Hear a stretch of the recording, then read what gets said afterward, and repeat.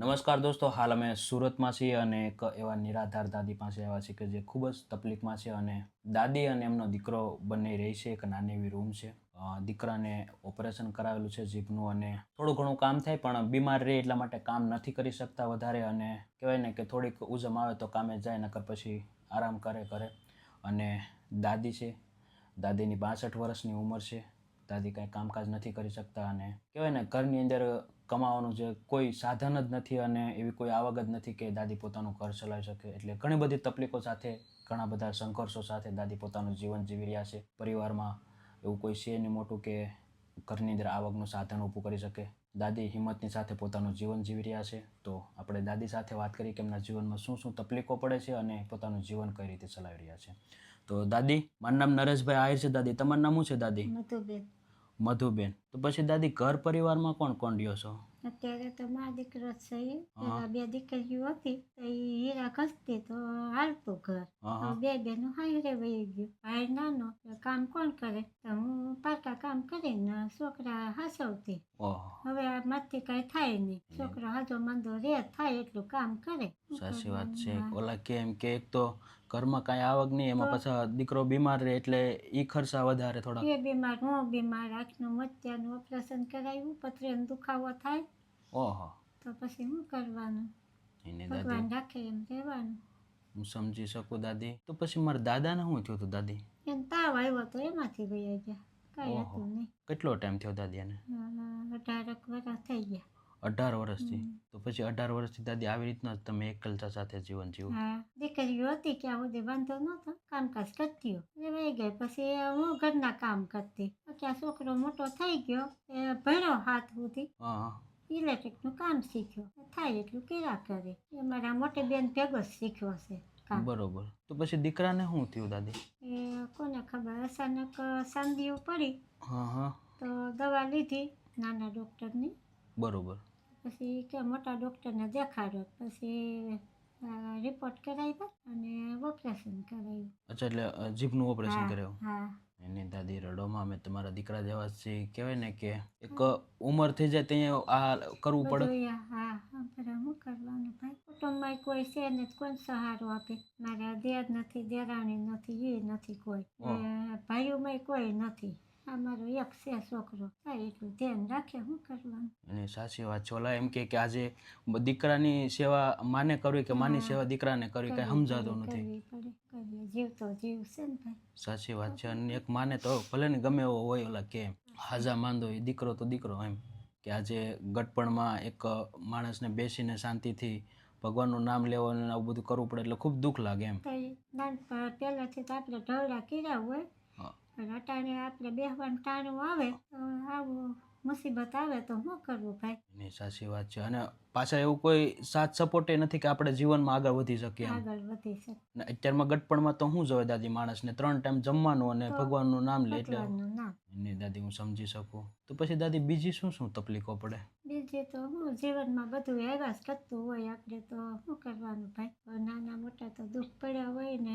એના પપ્પા બીમાર રહેતા, 3 છોકરા હતા. તો બે બેનું 7 ભણ્યો અને ઉઠી ગયું ને હીરામાં બેસી ગયું. પછી અમે દેશમાં રહેતા હતા, ગામડે રહેતા હતા. હા, મારા મમ્મી, મારા ભાઈ અમને અહીંયા લાવ્યા સુરતમાં. અહીંયા આવ્યા તો જયારે 2 છોકરીઓને કામ ધંધે લગાડી દીધી, ધ્યાન રાખતા. એ તો બિચારા એ બે બધાય વયા ગયા. વેટાણે તો મમ્મી વયા ગયા, ભાઈ વયા ગયા, ભાભી વયા ગયા. હવે એને 2 છોકરા જ વધ્યા છે બિચારાને.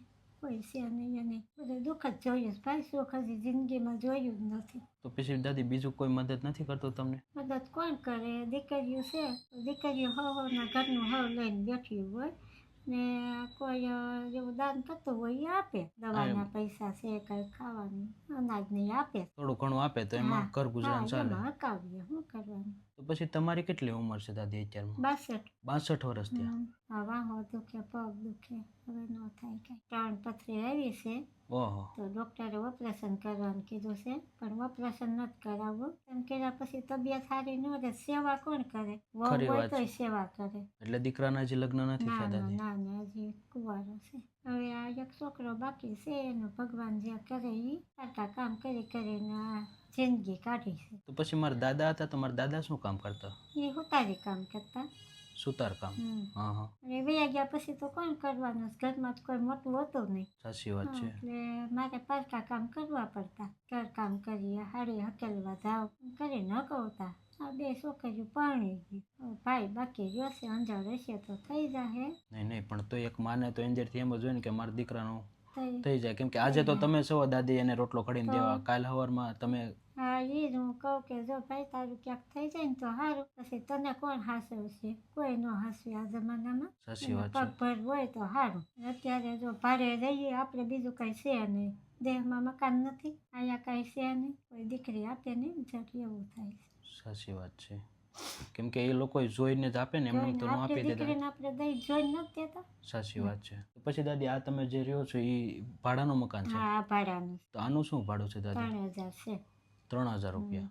હોય તો એ ભરીએ, નકર પછી કોકને કેવું પડે ભાઈ આજકાલ 2 મહિનાનું ભાડું થઈ ગયું, મદદ કરો. મકાન માલિક સારા છે અમારે ને ભાઈ, એટલે વાંધો નથી. એની સાચી વાત છે. એ પણ સપોર્ટ કરે કે ભાઈ Support કરે, ઘર એવું પરિસ્થિતિ છે એટલા માટે થોડુંક આપણે ખમી. હા, ખમી જાય છે. કદાચ ભલે નહીં ઓલા એમ કે ભાડું નો લે કાંઈ નહીં, પણ થોડોક ટાઈમ ખમી જાય તો આપણા માટે એક રાહત થઈ જાય. વહેલા મોડું દેવું તો પડે જ ઈ તો, પણ રાહત થઈ જાય. થોડોક ટાઈમ આપે આપણને તો એમ. તો એમ જ છે ને ભાઈ. નહીં નહીં સાહેબ, બહુ સારી વાત કહેવાય કે મકાન માલિક એટલો સપોર્ટ કરે છે. છોકરો બીમાર પડ્યો તો 7 મહિનાનું ભાડું માથે થઈ ગયું હતું ભાઈ. ઓહો, તો એને ખાલી કરવાનું ન કીધું, ધીમે ધીમે આપી દીધા.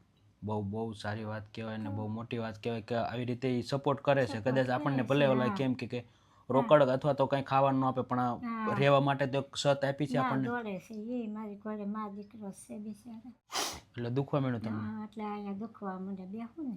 હા હા, આ બંધ કરી દો કરી હવે. હા કાંઈ વાંધો નહીં, બેન કરી દે.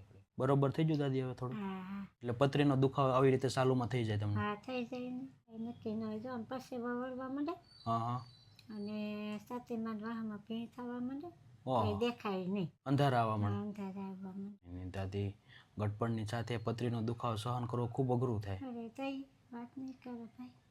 એની દાદી રડોમાં હું સમજી શકું કે આજે એક જાતિ જિંદગી એ બધું દુઃખ દર્દ આવે એટલે ખૂબ દુઃખ લાગે. તો પછી ઓપરેશન કરાવી નાખો ને દાદી, એટલું બધું દુઃખ ના થાય. ના ભાઈ, ઓપરેશન નથી કરાવવું. હાવ ખાટલામાં પડું ને તો કોણ કરે? એટલે ઓપરેશન નથી કરવું. દેશી દવા ચાલુ કરવી છે ને તો એ કરશું. થોડી ઘણી રાહત થાય એમ. હા, રાહત થઈ જાય, એની દાદી દુખાવો રડોમાં. ન થાય.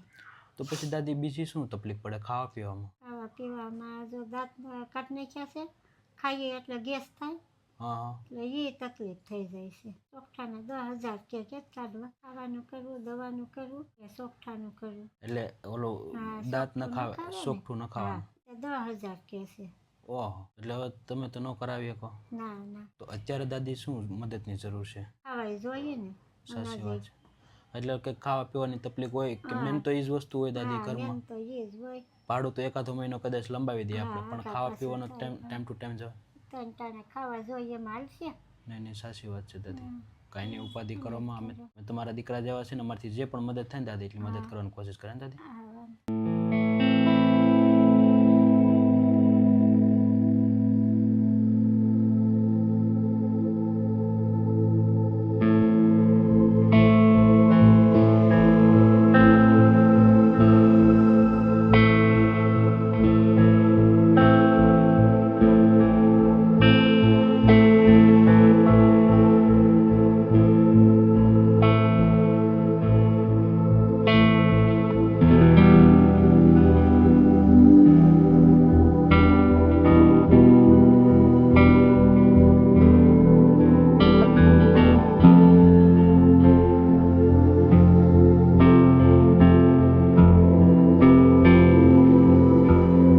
બધું રાશન આવી ગયું તમારે જે પણ જોતું હતું દાદી? હા કેવું લાગ્યું દાદી?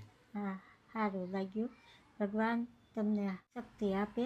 અમારે જેવા નિરાધારની સેવા કરો છો તો ભગવાન તમને જાજુ આપશે. આશીર્વાદ છે ભાઈ. નહીં નહીં, ચોક્કસ દાદી. અને અમારથી જે પણ મદદ થઈ શકે દાદી એટલી મદદ કરવાની કોશિશ કરી છે દાદી.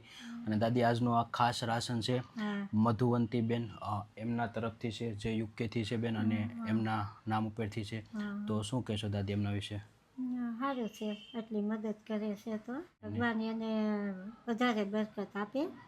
એના દીકરાને હારે લાઈને ચડાવે ને ભગવાન એને આવા નવા કાર્ય કરાવે અમારા જેવાના દુખિયામાં ભાગ લે ભાઈ. ચોક્કસ ચોક્કસ. અને થેન્ક યુ સો મચ મધુવંતીબેન કે આજે તમારા સપોર્ટથી આજે નિરાધાર દાદી, જોકે દીકરો છે પણ દીકરો બીમાર રહે છે, જીભનું ઓપરેશન કરાવેલ છે ઓપરેશન છે એટલે કંઈ કામ નથી કરી શકતા, કેમ કે જીભમાં ઓપરેશન કરાવે એટલે એનો ઘડીકમાં સારું ન થાય, રૂજ ન આવે ને દાદી, કેમ કે જીભ તો પેલી લાર મારે એટલે વધારે થોડુંક ઓલું થાય એમ. લાગે.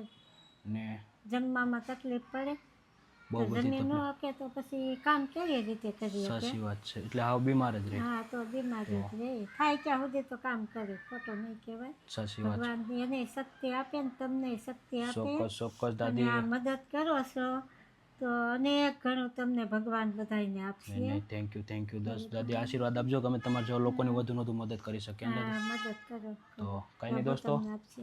આવી જ રીતે પ્રેમ સપોર્ટ આપતા રહેજો અને વિડીયોને વધુ વધુ શેર કરજો, જેથી કરી આવા નિરાધાર નિસહાય લોકો સુધી આપણે વધુ વધુ પહોંચી શકીએ અને એની વધુ વધુ આપણે મદદ કરી શકીએ, કેમ કે સમાજમાં આવા ઘણા બધા હજી પરિવારો છે કે એમની પાસે કંઈ નથી અને કોઈ સમાજ પાસે માગી પણ નથી શકતા, પોતાનું આખું જીવન સ્વાભિમાનથી પસાર કર્યું હોય અને છેલ્લે જ્યારે આવા દિવસો આવે એટલે કોઈની પાસે લાંબો હાથ પણ નથી કરી શકતા, એટલે ખૂબ દુઃખ થાય એમ કે આજે આપણી આજુબાજુમાં કોઈ વ્યક્તિ રહેતા હોય અને આપણને ખબર હોય ને આપણે કાંઈ મદદ ન કરી શકતા હોય. જો અવશ્ય તમારી આજુબાજુમાં આવો કોઈ પરિવાર હોય તો અવશ્ય આપણથી જે પણ બની શકે એટલી મદદ કરવાની કોશિશ કરજો દોસ્તો. અને અમારો વિડીયો બનાવવાનો માધ્યમ પણ એ જ છે કે આ વિડીયોના માધ્યમથી સમાજ સુધી એવા લોકો સુધી પહોંચી શકીએ કે જેને આવું કાર્ય કરવું છે, એની આજુબાજુમાં આવો કોઈ વ્યક્તિ છે તો એને પ્રેરણાદાયી છે. તો બસ પ્રેમ સપોર્ટ આપતા રહેજો અને વિડીયોનો વધુ શેર કરજો. જય હિન્દ, જય ભારત.